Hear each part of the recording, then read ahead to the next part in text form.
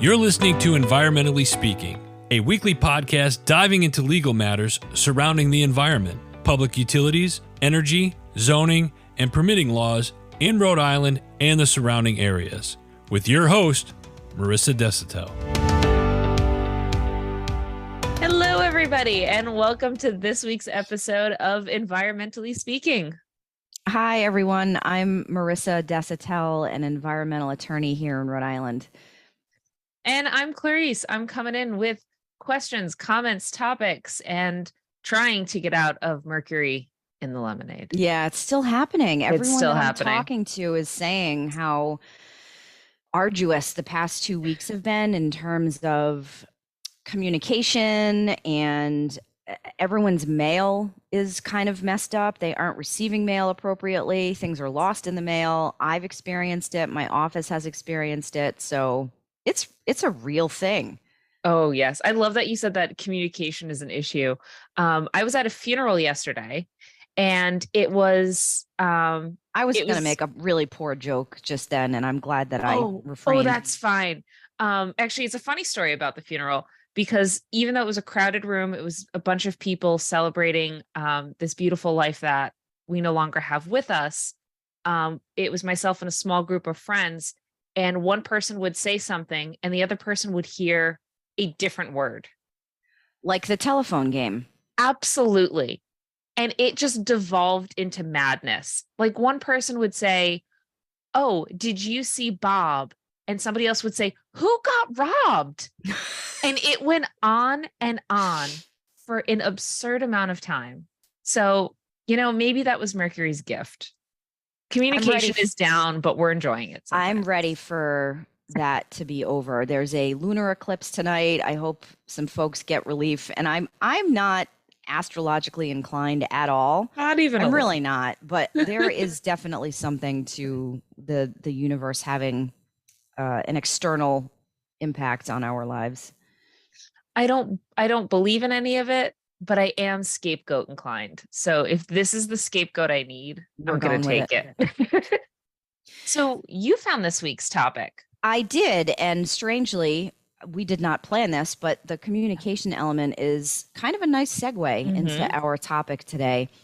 I, as an environmental attorney, get a lot of emails and various communications about what's happening within the environmental industry, including science-based reports, including maritime reports that you wouldn't at first glance think that maritime incidents have an environmental element necessarily. I think that's because when you think about maritime law, you think about ships and vessels and international flags of convenience and elements related more to navigation and safety than environmental. However, as really with all activity on the planet, pretty much everything has an environmental law or environmental science aspect to it. The situation that I wanted to talk about today was forwarded to me in a newsletter style email from a source called Marine Insight. And they have an entire segment on their website and in their communications called Shipping News. So again, shipping news is not automatically, in my mind, related to environmental law. No. And probably something I might skip over when I skim the email. But I'm happy that you didn't skip over this. This one's an interesting one. It is. And when I forwarded it to you, you replied, "This looks like drama," which yes, I appreciate because let's face it, environmental law can be dry and depressing as hell. This is also a depressing story, but there is some drama associated with it. So let's jump right into the facts, shall we? The article that I'm talking about, again, located in Marine Insight, is about a Greek company that owned and operated a tanker called not going to say this right, probably, the Galicis. Close, right? Yeah, we'll go with it. That's what I Okay. came up with last night. I think so. The Galicis is a tanker that in February 2022, so over a year ago, was carrying diesel oil from Rotterdam, which is in the Netherlands, to Providence, Rhode Island. The tanker, I'm sure, I've not seen it personally, but I'm sure there are many tankers just like it that are entering the port of Providence often to deliver various products. So I guess on the one hand, it's good that news stories like this don't come out a lot because there is so much activity in the port of Providence. You can imagine that environmental violations could occur all the time. In this case, an environmental violation did occur because the vessel's captain pled guilty recently to failing to report a hazardous condition in the vessel's cargo tanks to the United States Coast Guard prior to the tanker entering Rhode Island. Okay, that sounds innocuous, right? Hazardous condition. Suspicious, but okay. Well, the quote unquote hazardous condition was that the vessel knowingly discharged untreated oily bilge water directly from the tanker into Rhode Island waters and international waters during its transatlantic voyage from the Netherlands to Rhode Island. What do we think about that? My instant thought was, what happens to our podcast when we have to put the explicit rating in the corner? Ooh, I think we get more followers. It's just WTF. Like, what are you doing? What are you doing? It's why? What? Couldn't you? No. No. In the course of your job, it's not like what was the reason? If anybody listens or if anybody watches Bravo, I think there is like a housewife thing of like, what was the reason? I don't watch the Housewives, but I think that's a quote from it. And I don't get it. I don't get what the point of it was. I don't get what the benefit of it was. It's not like the ship was sinking and it was an accident of the ship sunk and the oil leaked. It wasn't like there was a hole in the boat and the oil came out. Knowingly discharging the oil. What was the reason? Yeah, the knowingly element really gets me. And they pled guilty. Well, yeah. What are you going to do at that point? I don't know. Most people don't admit when they've done something egregious like this, in my experience. Well, but then let's get into the drama part of it.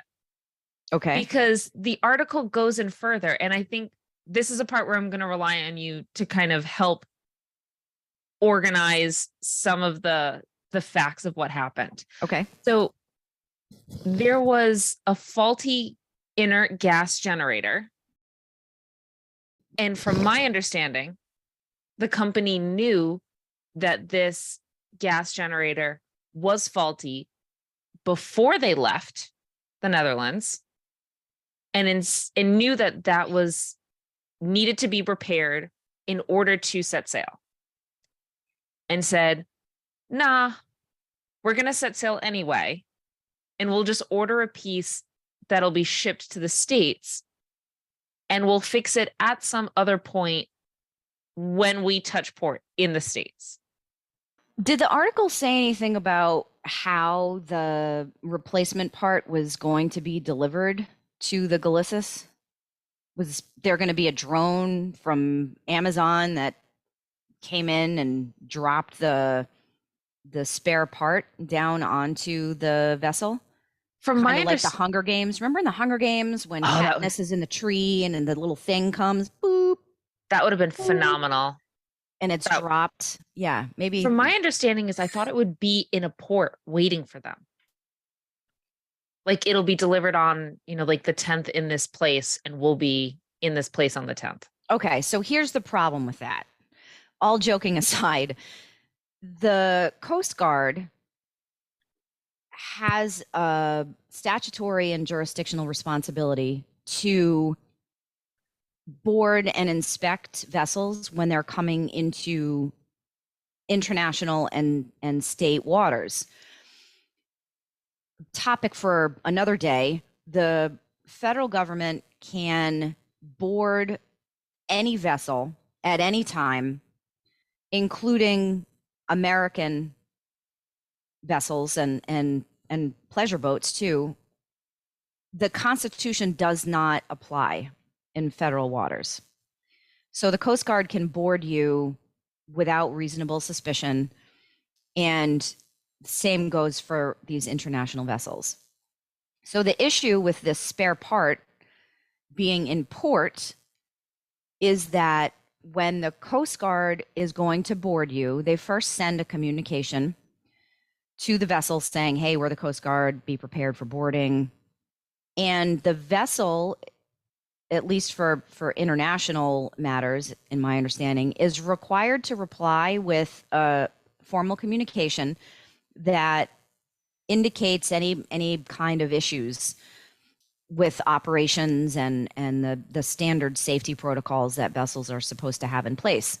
And in this case, the Gallicis received the Coast Guard notification, including the Coast Guard telling the Gallicis, we're going to board you. We need to know about all of your operations, including this inert gas system. And the Gallicis failed to disclose that the system was not operable. Yep. So the Coast Guard boarded them and discovered the issue. Mm-hmm. So, and specifically failed to, and I'm pulling this right from the article, failed to report to the Coast Guard that the hazardous condition, failed to report to the Coast Guard the hazardous condition about the inert gas system was inoperable while the tanks were not gas free. So whatever this gas gauge regulator system, clearly I spend a lot of time around boats. This thing is important to have while there is gas in the tank. And there is gas in the tank and they do not have it, and they are not telling the Coast Guard. So that's issue number one. Yep. And of course, because I'm relating this now to TV drama, there is a second layer of some sort of fake logbooks. Oh, did you not see that part in the article? no, a fake logbook. Yes, there was some sort of fake log. Operations manager directed. Oh, I see. Yeah. Chris. I apologize. I mispronounced the captain's name horribly. To create a logbook showing oxygen levels during the transatlantic voyage. So we're just gonna make it up. Yeah. So the Coast Guard gets on the vessel. They find that this inert system is not operational, even though I guess at that point, the replacement part was installed on the vessel. The Coast Guard says, it's still not working. You got to get out of here. So they actually make the vessel leave wherever it was tied up, and leave the area. So I guess as part of the Coast Guard inspection, the crew of this Gallicis, and the chief engineer and the captain admit that throughout the transatlantic voyage, oily bilge water was illegally dumped directly into the ocean without properly being processed through required pollution prevention equipment.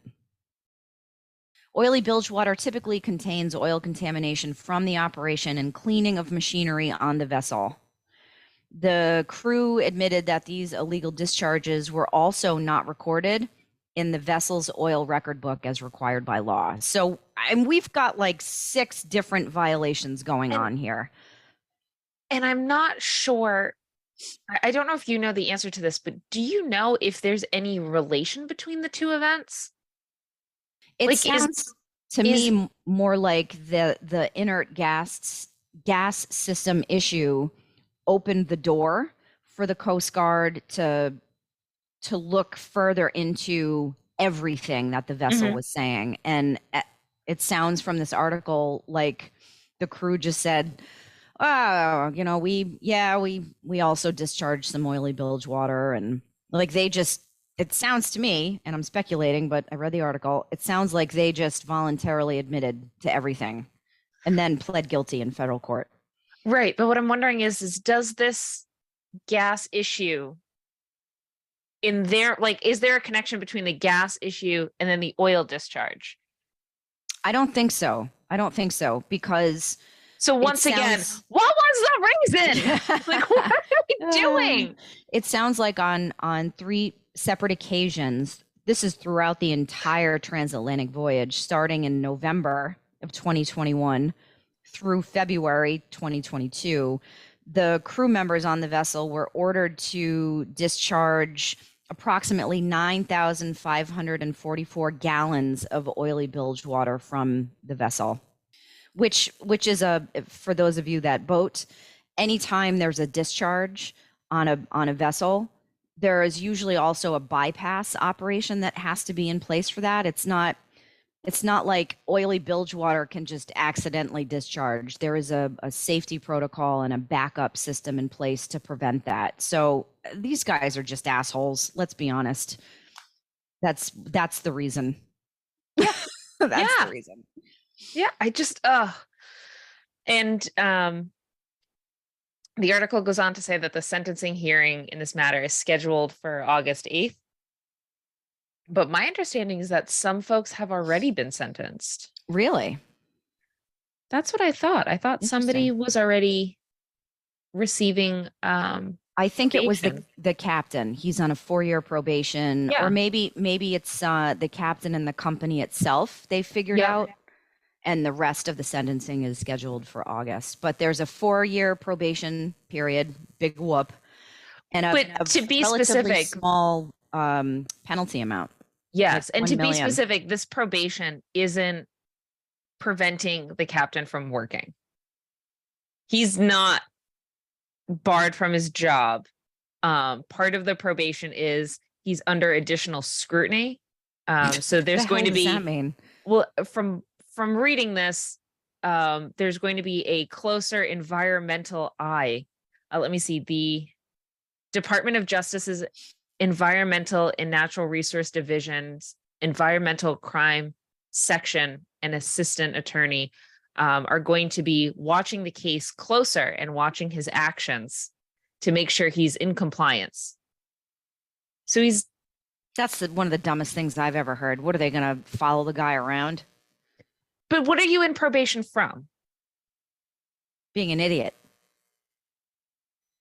But you're not prevented. He's being an idiot again. He's violating his violating. You're not prohibited from doing anything.